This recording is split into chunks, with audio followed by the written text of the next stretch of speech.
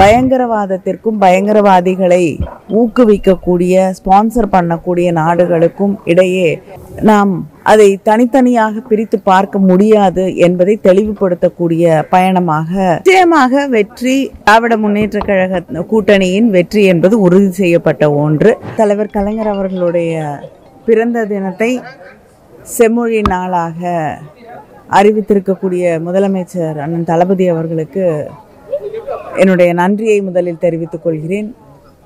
அதே நேரத்திலே தன்னுடைய வாழ்நாள் முழுவதும் தமிழ் மீது கொண்டிருந்த பற்றால், தமிழ் மீது கொண்டிருந்த ஆர்வத்தால் தொடர்ந்து வாழ்க்கையிலே தமிழை எழுதியும் தமிழை பேசியும் தமிழை அடுத்த தலைமுறைக்கு கொண்டு சேர்ப்பதற்கும் தமிழின் பெருமைகளை பேசுவதற்கும் பறைசாற்றுவதற்கும் தமிழை செம்மொழியாக அறிவிப்பதற்கு வித்திட்டவர் தலைவர் கலைஞர் அவர்கள். அவருடைய பிறந்த நாளினை செம்மொழி நாளாக அறிவித்திருப்பது என்பது மிக சிறப்பான ஒன்று. மீண்டும் முதல்வருக்கு என்னுடைய நன்றியை நான் தெரிவித்துக் கொள்கிறேன். எத்தனை பிறந்த நாள்கள் தலைவர் கலைஞர் அவர்கள் இல்லாமல் கடந்து போனாலும் அவர் இல்லை என்ற அந்த நினைவு, அவருடைய நினைவுகள் இவற்றிலிருந்து மீள முடியாத நாட்களாகவே அவை கடந்து செல்கின்றன. பார்க்கும் இடமெல்லாம் கலைஞரின் பெருமையை பறைசாற்றுகின்றன. தலைவர் கலைஞர் அவர்களுடைய நினைவுகள் இல்லாத நாள் இல்லை. அதே நேரத்திலே அவருடைய பெருமைகளை சொல்லாத ஒரு இடமும் தமிழ்நாட்டில் இல்லை என்று சொல்லக்கூடிய அளவிற்கு தமிழ் மக்களுக்காக, தமிழ்நாட்டிற்காக அவர் வாழ்நாள் முழுவதும் பணியாற்றி இருக்கிறார்.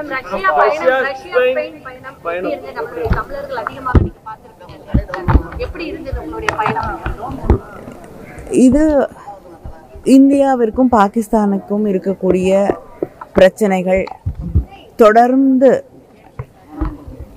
பயங்கரவாதத்திற்கும் வன்முறைக்கும் இந்தியா ஆளாக்கப்படுவது, இந்தியாவுடைய நிலைப்பாடு, நாம் அதை எப்படி எதிர்கொள்கிறோம், இது இனி எதிர்காலத்திலே பயங்கரவாதத்திற்கும் பயங்கரவாதிகளை ஊக்குவிக்கக்கூடிய ஸ்பான்சர் பண்ணக்கூடிய நாடுகளுக்கும் இடையே நாம் அதை தனித்தனியாக பிரித்து பார்க்க முடியாது என்பதை தெளிவுபடுத்தக்கூடிய பயணமாக 7 குழுக்கள் உலகம் முழுவதும் இருக்கக்கூடிய பல்வேறு நாடுகளை சென்று அங்கே இருக்கக்கூடிய அரசு இருக்கக்கூடிய அமைச்சர்களை, அது மட்டும் இல்லாமல் நாடாளுமன்ற உறுப்பினர்களை, அங்கே இருக்கக்கூடிய திங்க் டேங்க்ஸ் என்று சொல்லக்கூடிய சிந்தனையாளர்களை எல்லாம் சந்திக்கக்கூடிய ஒரு வாய்ப்பு கிடைத்தது. அதில் ஒரு குழுவுக்கு தலைமை ஏற்கக்கூடிய வாய்ப்பு எனக்கு வழங்கப்பட்டது. எதிர்கட்சியினர் அதிகமாகவும் ஒரே ஒரு பிஜேபியை சேர்ந்த நாடாளுமன்ற உறுப்பினர் கொண்ட குழுவை 5 நாடுகளுக்கு சென்று அங்கே இருக்கக்கூடிய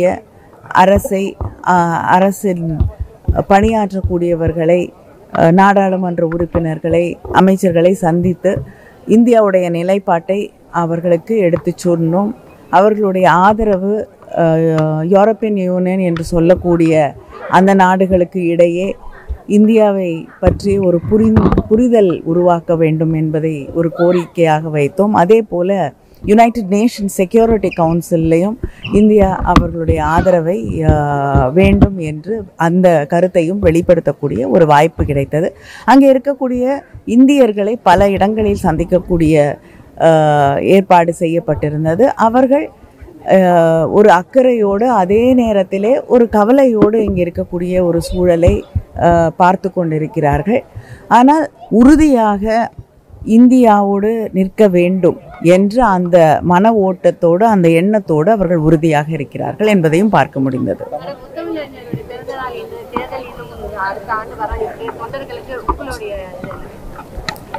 இளைஞர்களுக்கு அதிகமா வந்துட்டு இருக்காங்க.